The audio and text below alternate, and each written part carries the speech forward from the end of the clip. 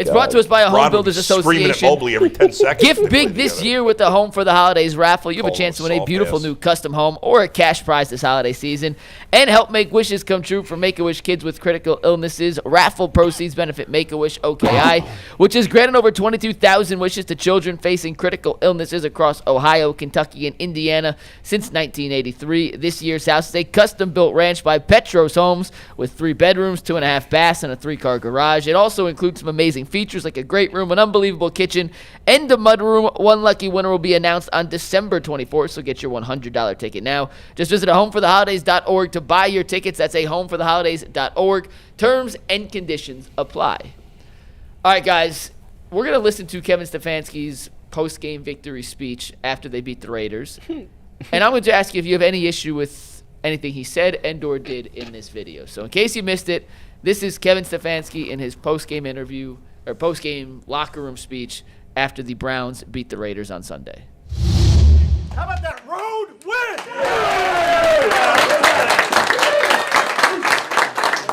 Stayed resilient together like I told you we needed to, right? Stay resilient together, and we fought together.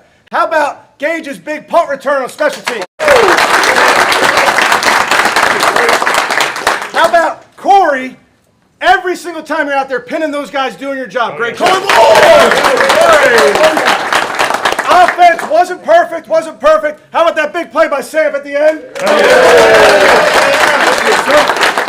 IB, huge play. Q, huge play. Harold making a big play. And then another rookie making his first start. Nice job, Shedeur. Well done. There's that old saying, save the best for last. How about that fucking defensive performance? Holy is what I have to say about that. 10 sacks by our defense. 10 sacks. Okay?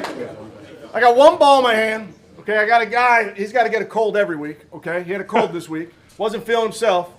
3 sacks, which gives him 18 on the season through 11 games, which breaks his own Browns record. Myles Garrett. Come on, man.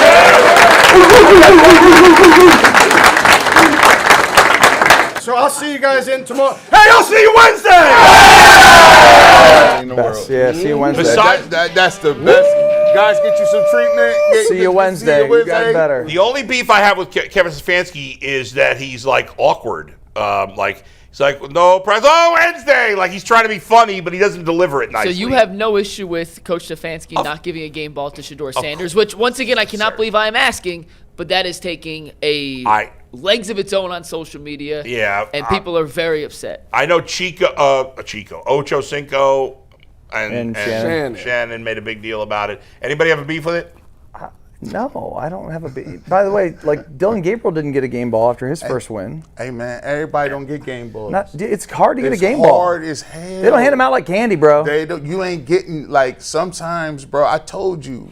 They didn't even mention my coaches walked past me for a whole year. What's up, coach? Man, you better bring that card up here. That's like I think that's the way football locker rooms be working, man. Like you ain't just gonna get especially as a rookie. It's hard. Yeah. Now maybe if he were the number 1 overall pick and you know that this guy's going to be the quarterback for a decade, like it's his first win, maybe he gets a game ball. But I don't know. And then Myles is having an unbelievable year, 3 sacks, like. If he had played the game, if he had thrown for 350 and 3 touchdowns, he would have gotten a game ball. Game-winning drive, something like that. Like, I get it, but no, he mentions him, and people also didn't like the way he was mentioned. They thought he said it. I think Kevin Stefanski was trying to. That's what, like he did at the end with like, we're going to practice on Monday. No, Wednesday. I think he was kind of doing the same thing with Shedeur there. He's like, and another rookie got his first touch. Shedeur, good job. Like Kevin's like kind he presents it like a cheese ball. He's kind of like an awkward. He's awkward leader. Yeah. But people turn that into he's didn't want to really congratulate him. Ocho Cinco said on the podcast that like Stefanski has it out for Shedeur or something. We have the clip if you guys want to listen. Play it. It's about 2 minutes, so take a listen. This is the Nightcap Podcast, Ocho Cinco and Shannon Sharp. So hold on. A guy making his first start. A guy that you didn't really want to start. A guy that you didn't even want in your organization. Right. And that's all he get. Great job. Well, he don't get no game ball? Nah, he don't get no game ball, Unc. That wasn't his pick. That's not what they want. They don't want him to succeed. You know that. And no disrespect. The owner told you to himself. Even the head coach's guy is Dylan Gabriel. We all understand that. Listen, didn't Shedeur make history tonight? Yes. First Browns quarterback as a rookie to start and win after what? Since what? 17. I mean, you got to think about it, Ocho. They've had 42 starting quarterbacks since 1999. Right. No quarterback making his first start. Yeah. The last 17 have said we didn't get it. They didn't get it done. Yeah. Listen. That ain't worth the game ball, Ocho. It's clear as day now. It's clear as day. Like, I mean, we've been going back and forth about this over and over, nitpicking here and there. And people say, oh, they hate, they're not hating. Oh, Dylan Gabriel. Listen, all that, we know what the play is. The writing is on the wall. It's always been on the wall. When the owner came out and said what he said about this not being my pick, this is brother Drew Berry, right? Is that how you say his name? Andrew Berry. Andrew Berry, excuse me. Andrew Berry, it was his pick. It was his idea. I mean, we know what it is. You know, the odds are stacked against you. When the opportunity presents itself, he has to go out there and do what he did. I don't get it, Ocho. Sometimes you gotta, like Coach used to tell him. Sometimes I gotta fool him.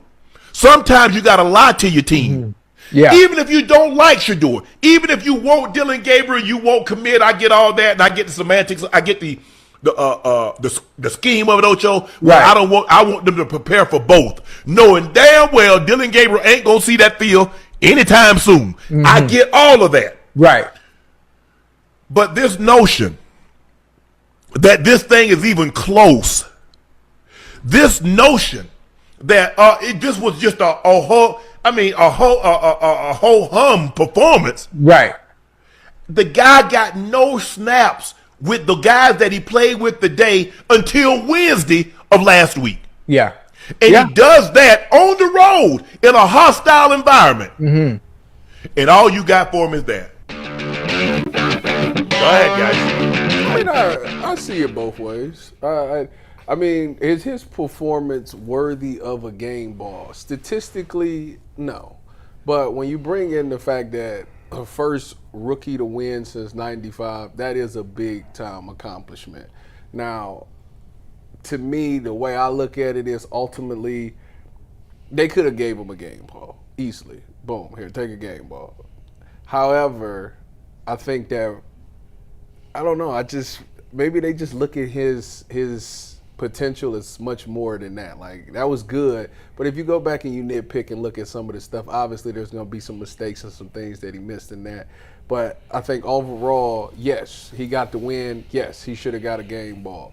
However, if he goes out and beats San Fran, that's way more worthier than the game ball than anything. So I don't have a problem with him not getting the game ball. I like that. I'm still on the whole, like, the narrative thing about. Oh, this narrative is stupid. I like the whole, like, the Browns don't like him or like nobody. Ocho's saying Stefanski wants him to do poorly. That doesn't make any sense. Like, I don't understand why somebody would jeopardize their own career because they don't like somebody. And again, we've talked about it. Shedeur is a very likable guy. Everybody in the locker room likes Shedeur. Like, it is what it is. And I just don't understand why they think that somebody can. If Kevin is actually spending time with him before practice and after practice to go over, even when he wasn't starting. Like, once I heard that, I said, oh, well, then this narrative is dead. Like, Tyvus, those guys played 30 years in the league. They know these things. I know. They know the backup quarterback doesn't get. I don't understand what they're doing here. I think they know better. It's because of the whole thing is just odd. Like, the fact that I'm gonna tell you why this is the problem. This is where the whole issue, and it's all Kevin's fault. he his lack of communication. He needed to come out. He just need to come out and just own this part. And G alluded to it a long time ago. The moment he said that this was an open competition, that's it. That messed up everything. Why does that comment make sense? Why Did does he that actually say it? I can't remember now. He did. Okay. When he said that Yeah, messed he up shouldn't have said everything. He that. should have never Yeah, said that. that was stupid. Because when you say it's an open competition, that Right. means all 4 guys right. get You're reps right. with It's the the- one. it's That was his When biggest When you mistake. said that's why everybody got every scenario. Oh, they're against him. He ain't getting no reps with the ones. That's odd. Or he not getting no reps ever. That's odd. But if he would have just said, no, we just going to treat it accordingly. Like, I don't think this wouldn't be a thing because everybody would be like, oh, he's a 5th round It pick. would still be a thing, but not as big as it is. And he's a 5th round Amen. pick. He hasn't, you got to work your way up to being with the ones and all of those things. But that one comment is the reason why we keep getting this right here. Look, man, listen, everybody know how. Listen, I'm one of the biggest Shedeur Sanders supporters in the game. You already know where I stand at. You already know. You think so? You already. We've been doing this since May. We know. But here's the thing, though. I've always been saying this. At some point in time, it's bigger than that. I don't care nothing about no game balls. We are aware at the precipice of what we want. You a starting quarterback. You the starting quarterback, one of 32 in the world right now. We looking at bigger fish to fry than these stupid game balls. Like, yeah, they could have gave him a game ball. You know what I want bigger than that? I want a win against the 49ers. You want to know what I want bigger than that? I want you to come out here and outdo the dude that was number 1. You know what I want bigger than that? I want you to show these folks that you can come out here and win this job, and we're going to use these picks on linemen and receivers. His job and his mandate is bigger than game balls, right? It's bigger than whatever he should have got this. That's a citizenship award. Man, I want him to be as good as Josh Allen or Joe Burrow or Lamar Jackson. Don't care nothing about no game balls because that's where, I understand the energy level because when you pushing and you pushing and you pushing and you just want the opportunity, and a lot of people just say, yo, I just want the opportunity for him to show what he can do. And when you finally get it, you're like, yeah, I told you he was going to be able to do what he was going to do. But there's no I told you so's yet. Yeah, by the no. way. And why is there going to be a I told you so? Because if you're a Browns fan, we should all want him to do well. We want him to cook. And so, Dustin, like this like I said before, like they're like, man, we're gonna do the victory lap. I'm like, man, listen, listen, that's light. We on to the 49ers. If you mess with Shedeur Sanders and you a Shedeur Sanders fan, you got to take the same energy he got. And you know what he said? Hey, man, listen, I got the opportunity. I'm in here now. I'm going to show y'all that I'm the guy y'all wanted. Not give me a game ball today. If you think Shedeur Sanders, if you think you get a victory lap now, then you don't think Shedeur Sanders is as good as you think he is. Because if you think that's a win, that's light. Like, that's nothing. This is light. If he's as good as you think he is, he's got to play way better than that. And he may. And I think he's way capable. Right. Like he's not even satisfied with what he's doing. There's no victory laps after 1.5 games for any quarterback. Well, he ever. Said, this is off of just 1 week of practice. That's what I'm saying. Like that's the energy we like. He like this just the 1 week. This is light. And again, I want to like. A lot of the times, people just think that coaches just know everything. I wonder if Kevin is aware that this is the first win since '95. He's aware. He know that. You think that? Oh yeah. You think he knew that in the moment? Yes. I think that Peter makes him aware of all kinds of big things like that. And he should have gave him a game ball. Well, okay. Is it possible if he was aware that he was told between the locker room speech and the press conference by Peter? I think he probably knew going into the game. Okay. I mean, how do you not know that? Yeah. Mike, go ahead. We got to go to. You got a final thought? So you know what I like? I like competitive things, and you know what I like about it? I want Shedeur Sanders to say, "Good, you didn't give me no game ball this week. Watch me go out here this week." Because I'm going to add to that. I'm going to get my team in a better position. I'm going to make sure I make my throws. I'm going to make sure that we get them points. There were some things that I'm going to look at. Coach Prime said himself, go back and look at this tape and evaluate it.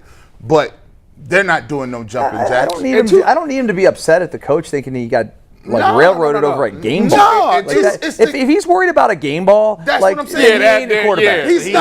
He's not even worried about that. No, I know he's not. I know he's not worried about it. To be fair, the only reason that I even would like him to have had a game ball is simply because of the 1995 stat. Yeah. That's it. It's not because of anything else. Because what was Dylan's stats in his first start against Minnesota?